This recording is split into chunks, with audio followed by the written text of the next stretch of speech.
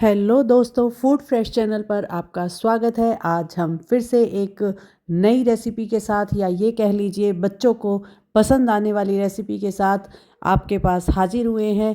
Recipe क्या है? सब कुछ वही पुराना, लेकिन बच्चों को परोसने का तरीका नया, और वो बनाने में बिल्कुल ही आसान। और यकीन मानिए, आपके बच्चे इस सब्ज़ी को ना खाने वाले होंगे तो भी इसे ज़रूर खाएंगे।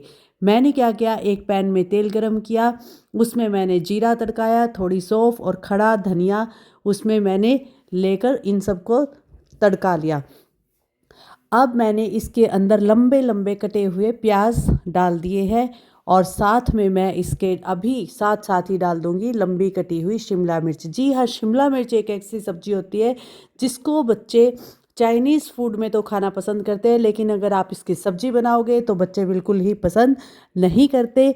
लेकिन यकीन मानो, अगर आप इस तरीके से शिमला मिर्च बच्चों को बना कर देते हो तो बच्चे क्या, भाग भाग कर सारी सब्जी बच्चे ही खा जाएंगे, और बड़ों के लिए वो बचेगी भी नहीं। तो मैंने अब इन दोनों को क्या करना शुरू कर दिया है, हल्का सा पकाना शुरू कर दिया है। इनको हम थोड़ा सा इस तरीके से पका लेंगे। अभी मैंने इसमें सिर्फ 3 खड़े मसाले ही डाले, और उसके साथ मैंने डाला है सिर्फ प्याज और शिमला मिर्च। अब इसको थोड़ा सा हम इस तरीके से तवे पर अच्छे से सेक लेंगे। ये देखिए, इनका अब थोड़ा सा कलर चेंज हो गया है।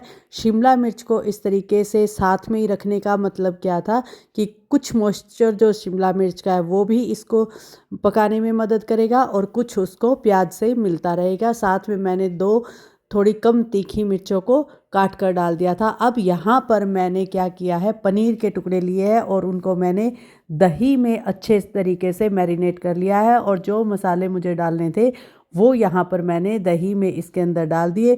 और इसके अंदर जो मैंने ख़ास चीज़ डाली है वो क्या है, इस दही के अंदर ही मैंने थोड़ा सा भुना हुआ बेसन को, 1 चम्मच बेसन को मैंने पहले से ही भून लिया था, और उसको दही को जब मैंने पनीर डालने से पहले मसालों के साथ वहाँ पर उस पनीर के साथ मैरिनेट कर दिया। और यकीन मानो, ये स्वाद को इतना ज़्यादा बढ़ा देगा कि ये लगेगा ही नहीं कि ये सब्ज़ी हमने घर पर बनाई है, और बच्चे इसको झटपट खा जाएंगे क्योंकि इतना स्वादिष्ट बनेगा ये। और इससे सब्ज़ी हमारी थोड़ी सी बाइंड भी रहेगी। तो अब हम क्या करते हैं, यहाँ पर इस तरीके से चलाते रहेंगे ताकि जो हमारी दही है वो फटे भी ना, और वो अच्छे से हमारे प्याज और शिमला मिर्च, क्योंकि मैं इसको तवे पर बना रही हूँ तो थोड़ा सा ध्यान भी रखना पड़ेगा, और ये भी देखना पड़ेगा कि कहीं इम्बैलेंस ना हो जाए, क्योंकि हमें सारे शिमला मिर्च और प्याज के साथ इसको एडजस्ट करना है।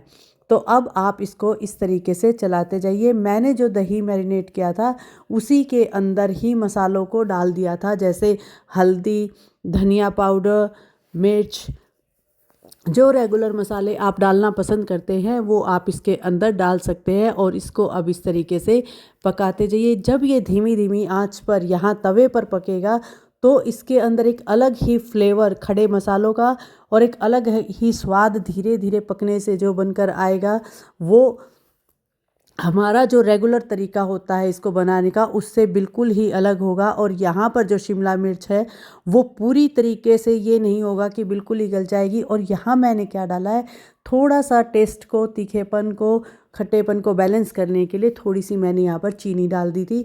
और आप देख ही सकते हैं कि धीरे धीरे धीमी आंच पर पकते हुए ये कितना अच्छा स्वादिष्ट लग रहा है। बिल्कुल लग रहा है कि मतलब जैसे रेस्टोरेंट में बनता है खाना, वैसा ही लग रहा है। और ये स्वाद में भी इतना ही अच्छा है।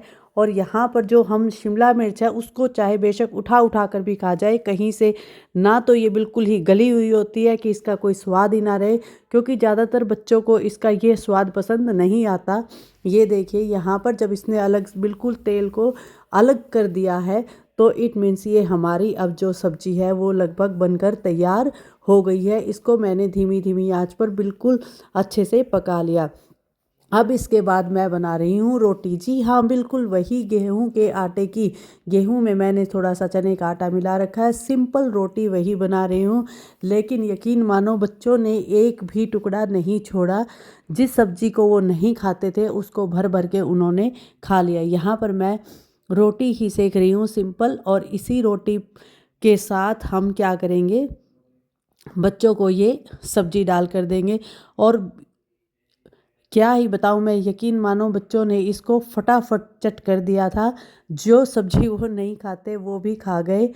अमूमन क्या होता है कि बच्चे इनमें आनाकानी करते हैं, तो मैंने यहाँ पर क्या कर लिया था, उलट पुलट कर इनको पतली पतली जो रोटी है उनको 2 रोटी मैंने यहाँ पर सेक ली अच्छे से। तवे पर ही सेका मैंने इसको, क्योंकि मुझे जिस तरीके से चाहिए थी वो तवे पर सेकने से ही मिलनी थी।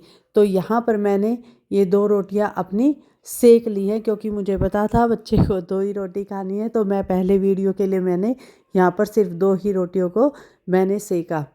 ये देखिए, इस तरीके से दबा दबा के रोटियों को यहाँ हम तवे पर सेक लेंगे। डायरेक्ट मैंने जिसको चूल्हे पर नहीं सेका। बच्चों की सेहत का भी ध्यान रखना होता है, समय लगता है, लेकिन अगर हम रोटी इस तरीके से तवे पर ही सेक कर बनाते हैं धीरे धीरे, तो वो ज़्यादा सेहतमंद होती है, बजाय कि सीधा इनको डायरेक्ट आप गैस पर ले जाकर पकाएं। तो ये देखिए, यहाँ पर मैं क्या कर लेती हूँ, मैंने अपने बच्चों की 2 रोटी यहाँ पर ले ली है। बाद में और बाकी बनाऊँगी, तो पहले ये रोटियाँ मैंने तैयार कर ली। अब इन पर मैंने लगाया घी, मक्खन, बटर, जो आप लगाना चाहें वो लगा सकते हैं। अब यहाँ पर हम क्या करेंगे, इनके अंदर उस सब्जी की स्टफिंग कर देंगे। मैं कोई ज़्यादा किसी तरह के सॉस वॉस लगाने वाली नहीं हूँ, क्योंकि ये सब्जी ही इतनी अच्छी बनी हुई है कि मुझे किसी तरीके के एक्स्ट्रा सॉस की ज़रूरत नहीं होती। और ना ही मैं कोई ऐसा डायरेक्ट आपको मतलब डेकोरेशन दिखाने वाली हूँ। मैं जो रेगुलर बच्चों को जैसे देती हूँ वैसा ही दिखा रही हूँ कि इस तरीके से बच्चे बहुत खुश होकर खाते हैं। तो मैंने यहाँ पर सब्जी को की स्टफिंग कर दी है रोटी के अंदर। और ये देखिए, दोनों ही रोटी में मैंने इस तरीके से स्टफिंग कर दी और उनको बीच में से काट दिया। सिर्फ ये काटने का तरीका इसीलिए किया था कि वो देखने में बच्चों को अच्छा लगे। अदरवाइज़ अगर वैसे भी रख देते बच्चे तो खा ही लेते हैं रोटी को, लेकिन यहाँ देखने में अच्छा लग रहा था और उन्होंने मज़े ले लेकर इसको खाया।